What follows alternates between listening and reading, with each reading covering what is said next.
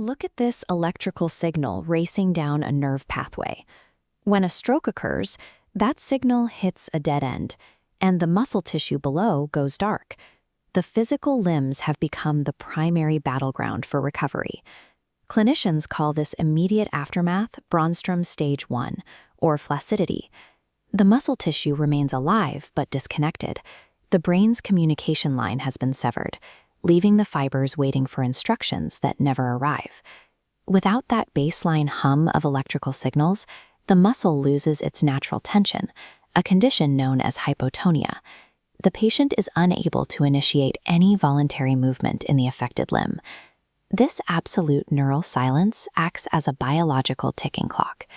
Left inactive, the peripheral muscles enter an immediate survival crisis. Under normal conditions, the nervous system constantly stimulates specific groups of muscle fibers, motor units, to keep them healthy. After a stroke, that electrical stimulation stops and motor unit recruitment halts. Sensing this inactivity, a cellular mechanism called the ubiquitin proteasome system kicks in. It begins systematically dismantling unused muscle proteins. This is disuse atrophy. You can see the physical reality of it here, as muscle volume shrinks and is replaced by subcutaneous fat. Without physical therapy to artificially move and stimulate the tissue, this deterioration occurs in a matter of days.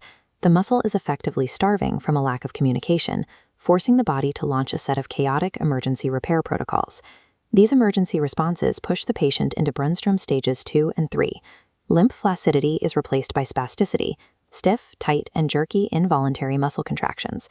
These spasms are an aggressive biological defense mechanism designed to save dying muscle fibers. This diagram shows collateral reinnervation. Surviving motor neurons branch out like tree roots to connect with abandoned muscle fibers. This process creates artificially enlarged motor units. Instead of firing in precise, staggered groups, these massive blocks of newly connected fibers fire simultaneously. This biological workaround preserves muscle mass, but it destroys fine motor control.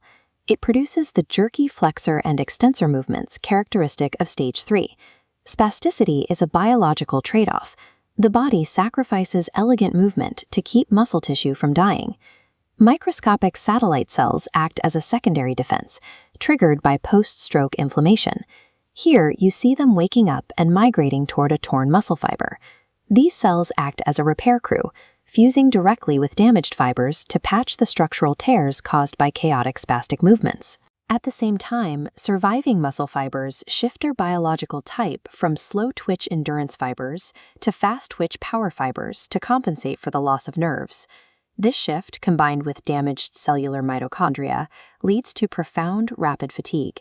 You can see the level of exertion required for even basic seated stretches. The surviving muscle is chemically rewired for quick, exhausting bursts of energy. In Brøndström stages 4 and 5, intense spasticity declines and complex voluntary movement reemerges. Neuroplasticity allows the brain and spinal cord to slowly learn how to pilot these newly enlarged motor units. Repetitive physical therapy, like walking on this treadmill, forces these chaotic neural pathways to synchronize and coordinate. This rehabilitation turns the body's temporary emergency scaffolding into a functional biological bridge. At Brøndström stages 6 and 7, spasticity declines and near-normal joint function returns. This side-by-side comparison shows how the limb's internal architecture has permanently changed. Hidden under the skin are thickened neural pathways, chunky motor units, and chemically altered fiber types. Stroke recovery requires an active, grueling reconstruction of the entire peripheral neuromuscular system. A recovered limb is proof of the body's biological resilience, its ability to build a new road when the main highway is destroyed.